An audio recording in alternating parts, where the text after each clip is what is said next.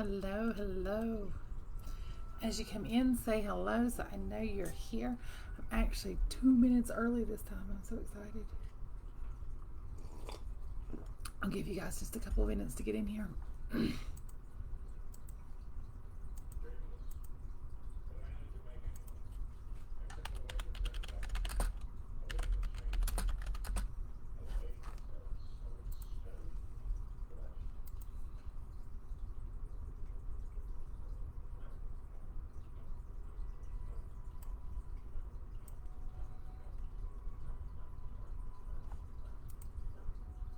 Hello. Who's in here today? How's your day been? We have snow here in the great land of the Cove. There's snow. Um, the children are super excited. Hello, Miss Helen. How is the weather in California? Um, I'm kind of feeling like I need to visit with as cold as it is. I don't do cold. My kids have thoroughly enjoyed running it. We do a little bit of school and they run back out to do a little bit and play in the yard, and then they run back in and they thaw out and we do a little bit more school, and we're talking about Greece today, and so then now they're curled up watching a movie, Hercules, the Disney edition. And so that's been our day. Fun, exciting stuff. And then they're getting ready to leave here in about an hour to go to a sleepover. So it's going to be fun for them. They're going to have a good day. Good night. It's cold. It's cold where you're at too. Never mind, I'm not going to visit. It's cold here too. Very cold. I'll just stay here and freeze, I guess.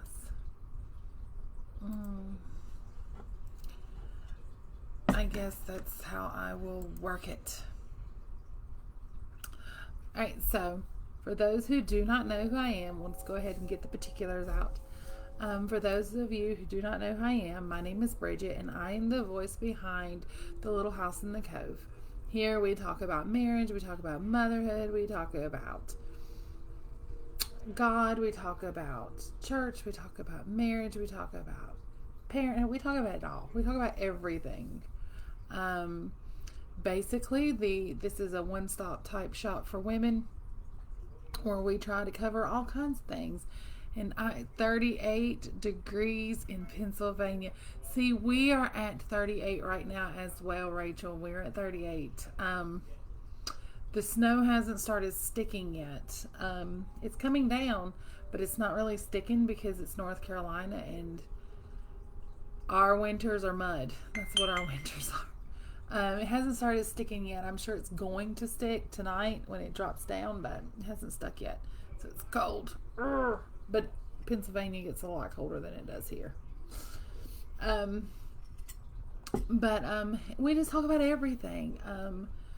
Our life here on the Cove is an open book, and you ask, I share. And this past year, God has really laid on my heart as He works on me with my word for the year, root, to come in here and have lives with you guys every day, and at least Monday through Friday, and share with you what God's doing, the thoughts that God has laid in my heart, and all of those things. So that's where we are. And today we're talking about making your goals stick. Today I almost slipped up. I did. So I have been, like probably 75% of all women population, decided that I'm going to start eating healthy. That's right. You're going to go ahead and stop following now, to eat healthy. And today my husband is off work, and I have been eating healthy for all of 8 days, y'all. And he decided we were going to have takeout. He was going to order takeout for lunch, and I almost boo-booed. It was my favorite local restaurant, and they serve the best chicken Alfredo ever. It's like one of my favorites. And so I ordered that. And after I ordered it, he said, that's not very healthy. And I was like, shh, we'll talk about it. Just give me the chicken Alfredo. Thankfully, and I'm going to say thankfully, this has a happy ending, because thankfully the restaurant forgot one of my children's order. And so he ate my chicken Alfredo, and I ate the salad that came with my chicken Alfredo instead. So I stuck healthy. See, I told you there was a happy ending there. But it got me to thinking, how do we make our goals stick? And this is not just, those one time a year New Year's resolution type goals, but goals in general.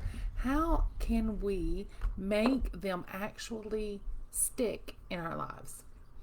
I know a lot of people, and myself included if I don't pay attention and I don't watch for it, a lot of us start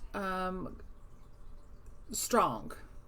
We have this great goal in mind, and we start strong, and we have like expectations up to here, and we burn out super, super quick. You're laughing at me, Helen? Really? No, I thought it was pretty funny too. I told Isaac said, well, Mom, I guess, it worked out good for me. And I was like, I guess it worked out good for me too. God did not want me to mess up and eat the wrong thing. So, and he discovered something new that he really enjoys. So, but we start out strong on these things. Like, we say we're going to work out 4 times a week, and we're going to do all these things. And after the first week, we're ordering the chicken Alfredo. Or maybe it's not got anything to do with weight, and that's fine too. Or maybe it's starting a new house cleaning routine. Or maybe it's, devotional times. You're going to set out special times for those, or something. This is all types of goals. We start out strong, and then we falter, and we just kind of kick it to the side because we get sidetracked and we get just busy with life, and we fall back into old habits. We fall back into eating the chicken Alfredo. So I was thinking about that today as I was eating my salad and watching my youngest eat my chicken Alfredo. Helen says, that is me. I start as an overachiever always. Yes, I am programmed overachiever, but then about midway through, I become slacker. My children gripe at me about trying to overachieve things and trying too hard. In the beginning anyway, and then I get lazy and I get tired. But I got to thinking about that, and I got to thinking, I'm probably not the only one that sets goals and they fail. I cannot be the only dysfunctional human being in the world that cannot set a plan and stick with it. And so I thought about goals. And as always, I looked it up in the Bible because, I believe wholeheartedly in the fact that the Bible is our manual, and it has the answers to all things, including setting goals. It has answers there. And I thought about it, and I was looking up some Bible verses about setting goals. And Proverbs 21:5 says, the plans of the diligent lead surely to abundance, but everyone who is hasty comes only to poverty. So we're supposed to set a plan. We are supposed to have a plan in place and goals in place. Does this necessarily mean that the goals are always going to go as planned? Does it mean that the plans are always going to go as planned? I think if 2020 taught us anything, it's that nothing ever goes as it is planned. And that's okay, because God is in control of those plans and our plans. But we should have some sort of something. In Habakkuk 2:2-3, it says, and the Lord answered to me, write the vision, make a plain on tablets, so he may run who reads it. For still the vision awaits his appointed time. It's hastened to the end. It will not lie. If it seems low, wait for it. It will surely come. It will not delay. So we should We should have plans. We should make plans. We should write down the plans. We should talk about our plans with other people. There's a reason why I share with you all each and every single year my word of the year. I want you all to know my word of the year.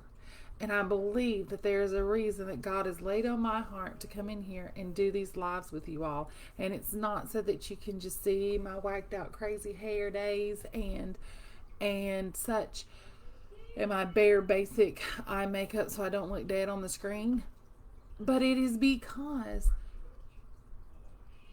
God wants me to show you all what he's doing, what he's working with, and how he's doing these things. And it's almost like we have to talk these plans over, right? We have to share our plans in order to succeed with our plans and succeed with our goals. We need at least one person to share our plans with. I'm lucky enough, I do have an extremely close friend nearby that lives maybe 5 minutes, maybe. She knows all of my plans. She knows most of my, she knows my struggles. She knows my healthy lifestyle goals and all of that.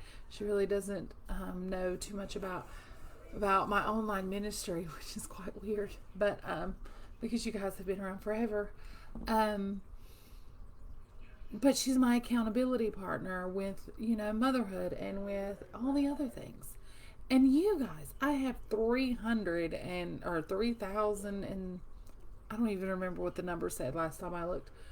That's how much I pay attention to the numbers that hold me accountable. And so that's going to lead me to my next thing. We need to have a plan. We need to sit down. We need to have goals. Your word of this year is consistency. Can you believe it? Helen, I think that's an amazing word. I think that's a great word. And maybe you and I can help each other with that word, because as I'm trying to be rooted, you can help me I can help you be consistent where I try to be rooted.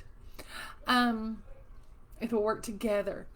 So we need to set goals, and we need to sit down and we need to plan them out. Each year I sit down and I kind of write out my word. And I think about my word, and I talk about my word to my husband, and I share my thoughts on what I think that word means.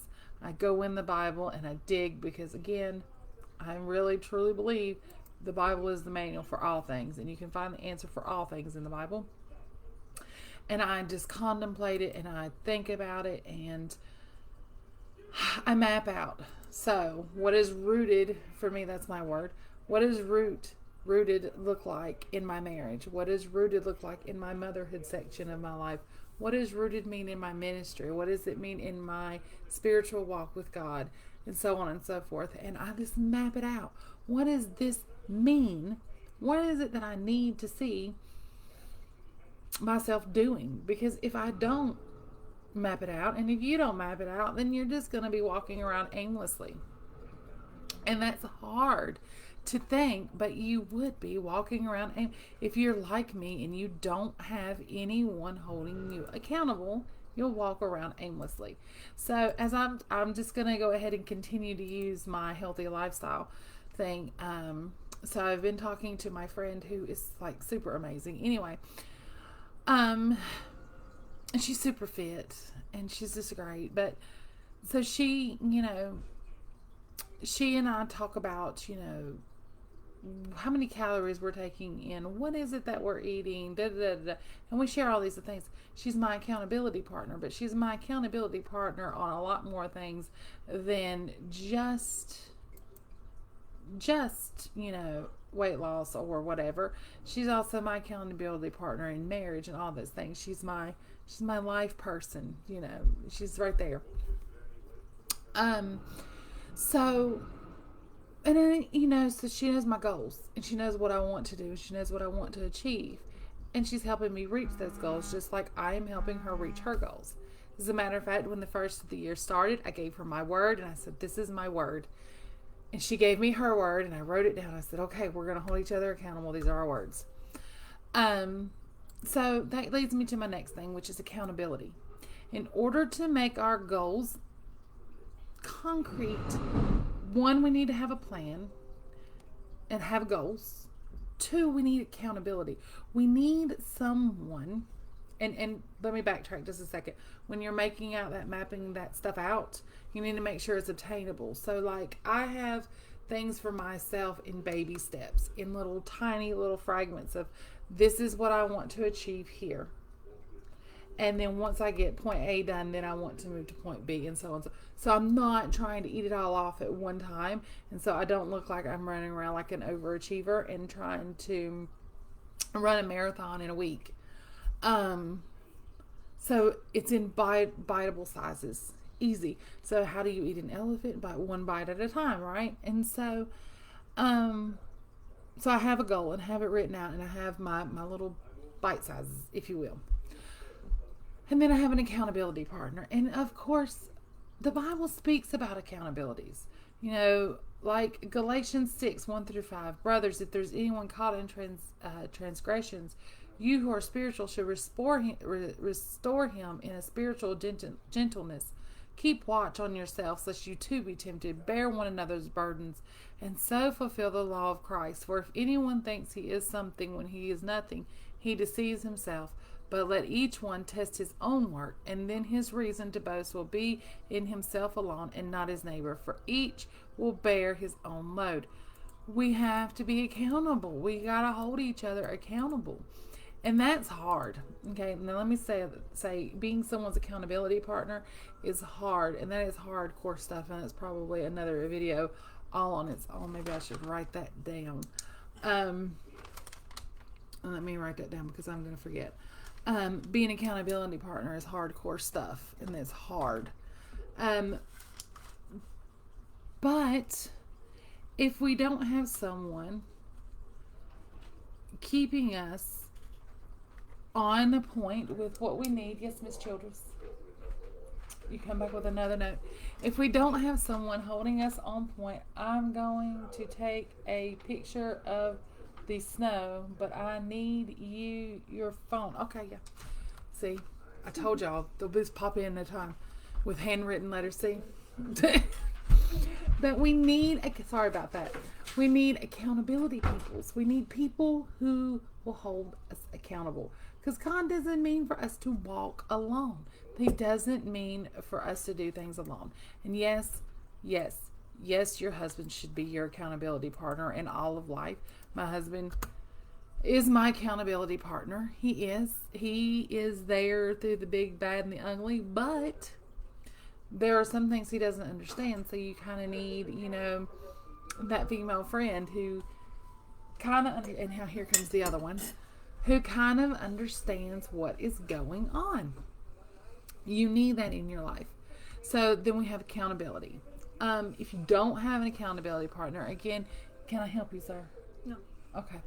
So if you don't have accountability partner, I strongly suggest that you get accountability partner because it's extremely important to do so. Romans 14:12 says, so then each of us will give an account of himself to God. Now, does it mean that your accountability partner is going to constantly keep you on course? Because you ultimately have to take, you constantly have to take, you constantly have to be, mindful of your own actions. My friend wasn't here when I ordered the whole chicken Alfredo. I'm sure she's going to laugh when I tell her about how my chicken Alfredo order got trumped. But I have to hold accountable for that, right? If you cheat on your goal, if you cheat on doing what you have set out to do, then that's on you, right? And it's your responsibility. And you kind of have to know that as well. But your accountability partners help keep your Christian walk in check. And I can't express this enough. Like, you have to have accountability somewhere. In all aspects of life, you need an accountability partner. And so then as I was thinking about it, I continued to think, with the planning, is planning really all that important? But it really is, because, if we don't plan, then what are we doing, right? So we have setting the goals, and we have planning the goals out, and we have having the accountability partner, and then we have to trust. We have to trust the process. If God is setting you up for success, He's not going to let you fall. It's not going to be easy, but you can be successful in your goals if they are biblically based goals. And again, as you've done this planning and this, that, and the other, you have, consorted with Bible. Of course, you've went back and you've studied God's Word on this, and you have, spoken to your accountability partner, and you are staying firm. Make sure that you're doing just that, just taking those little steps. Does it mean that you are going to always get it right? No, you're not. You have to apply grace. You have to realize that you're going to fail and you're going to fall short because you're not perfect. There is a reason why you're trying to start a new task, a new goal. There's a reason why, and it's not because you've always been doing this. It's because you need to start doing it. And so you have to remember to give yourself a little bit of grace. And then finally, when we're setting these goals and all of those things, we need to remember to celebrate the small triumphs. If you stick to your goal, the step process, and you get to point A, celebrate it. That's awesome.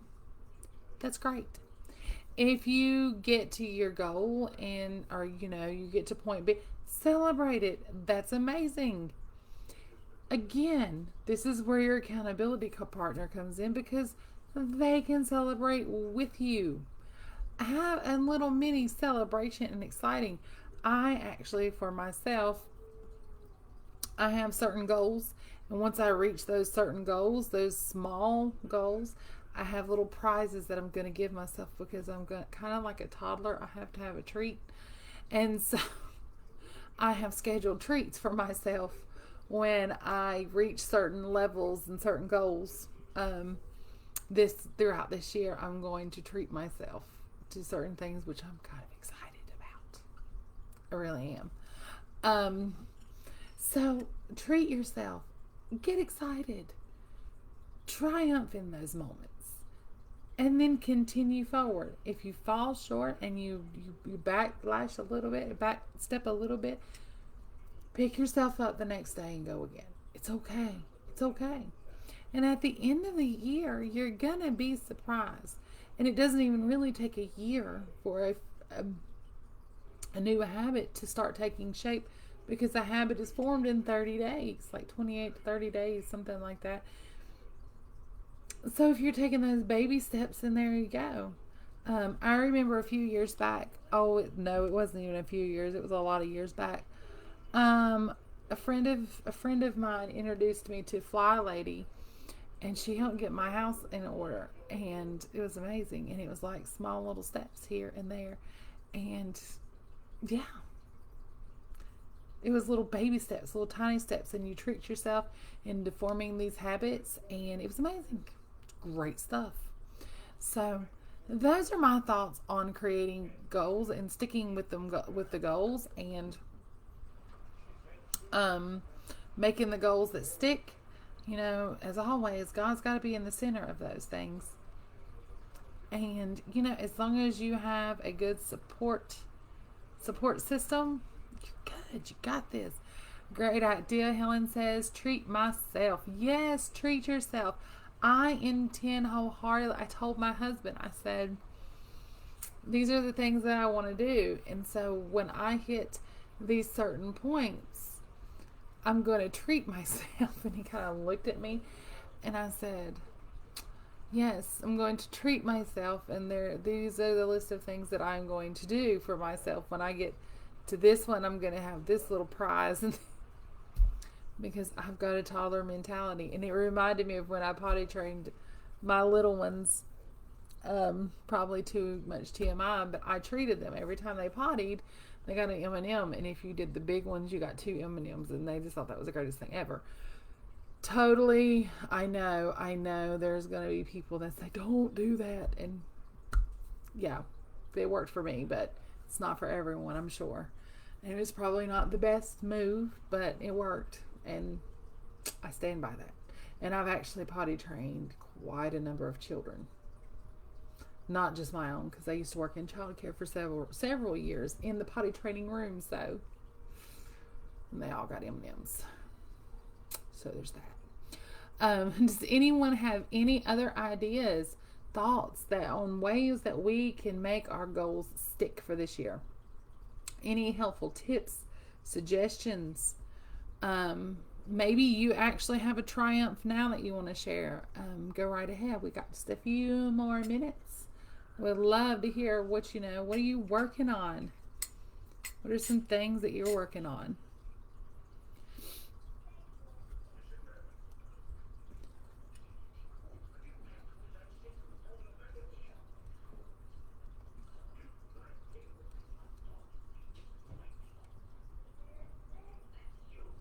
All right.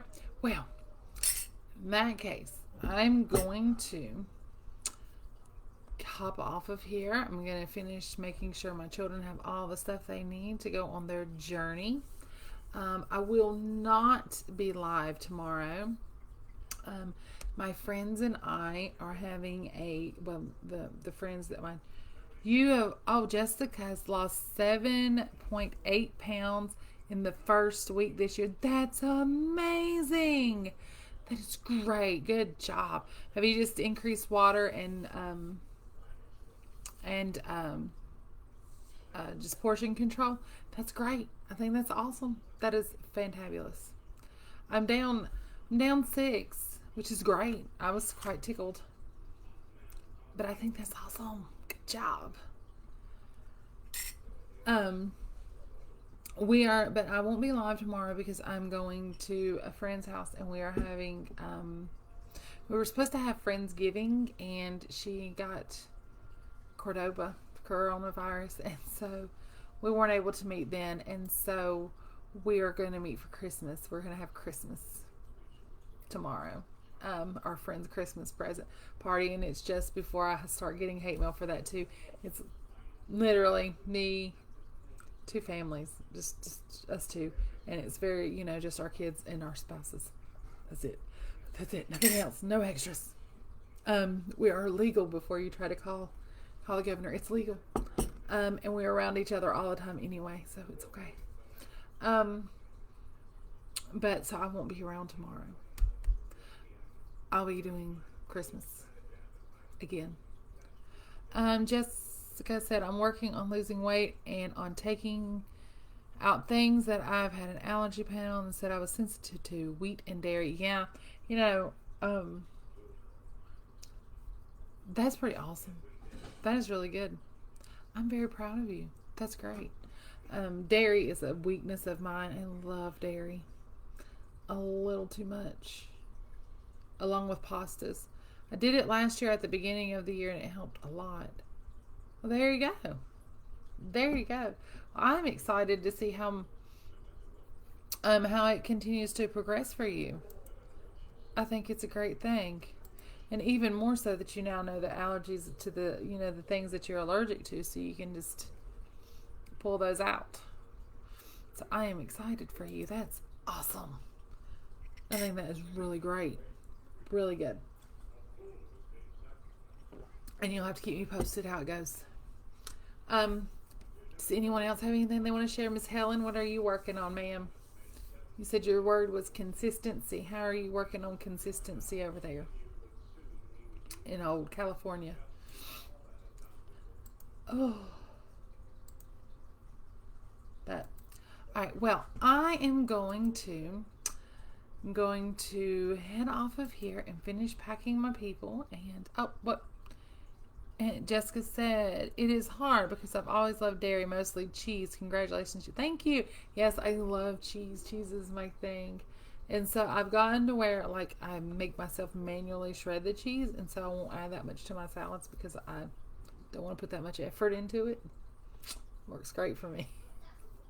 Did I mention I like easy? I really, really like easy. I live my life on the easy side. I do.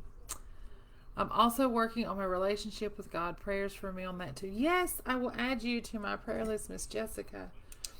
I think if anything that we all learned in 2020 is that we have got to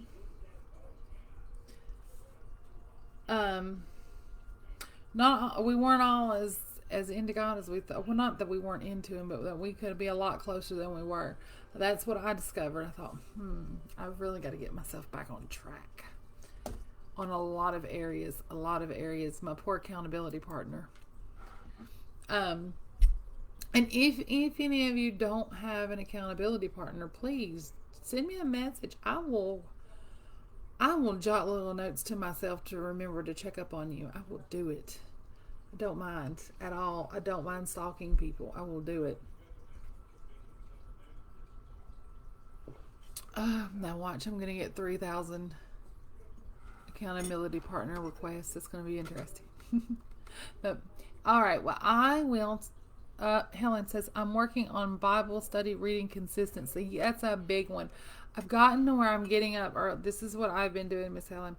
So I started getting up 15 minutes. Well, I started at first 15 minutes earlier getting up, and then I've jumped it up to 30 minutes earlier. And that works really well for me because my kids, as you've seen, that they've run in here like 3 times when I've been doing this video. Anytime they see me opening my Bible, they feel they've got to just, the world is ending and we've got Chicken Little going on. So I've been getting up earlier to make sure that I get my Bible study time in first and foremost. And that has helped out a lot. So I think that's a great goal, Miss Ellen. I think it is. And also that Bible app that we've done in the group before, it helps too because it has like small devotionals, so they're like not an extremely long time. It's like 5-10 minutes and you're done with the one. And then if I have time, that way I can know I've at least gotten a little bit of time in, and then when before I go to bed at night, I try to read a little bit more. Jessica says, yes, an accountability partner has been helping me a lot with the weight loss too. Yes, accountability is key. I'm telling y'all. I like to be somewhat private in a way, I want to say. Like, for example, a lot of people don't really know, like they know me, but they don't even know about Little House in the Cove because I'm just like, So I can talk to you guys all day long, but people in my real life knowing about it, I'm like, So like they see it on my profile on Facebook, but they don't really know what it is. And I don't really expand. And the only reason why it's on my profile and on Facebook is because a lot of times, like when you're, talking to potential work people and whatnot, they want to see that you're legit, so you have to have it in your profile, and that's how they know that you're legit. And so, yeah. And I kind of was like, I don't want to put it, but so that's why it's there. Helen says, I need balance. Yes, I need balance too. I am an all or nothing girl. I don't know if y'all know this about me, but I'm an all or nothing girl. It drives my husband absolutely batty, probably more than my wall art. I'm an all or nothing. I want it all. I wanted to get it done, and yeah. I can't do it otherwise. And Jessica says same for her. See, all or nothing, all the way. At least I need you all to tell my husband that I am not the only one that is this way, because I'm pretty sure he thinks I am. So I hope you guys have a great weekend, and I'll see you all back here on Monday. Let's aim for Monday. I will see you back here on Monday. Jessica says, yes, balance. I am very all or nothing too. Yeah, I am. All or nothing, all or nothing. Don't give me little giblets. It drives me nuts when my kids give me just like a little bit, and I'm like, no. I want it all, buddy. I want it all, 100%. 110 if you can muster it. So, I hope you have a great weekend, and until next time, just keep soaring for Him. Bye.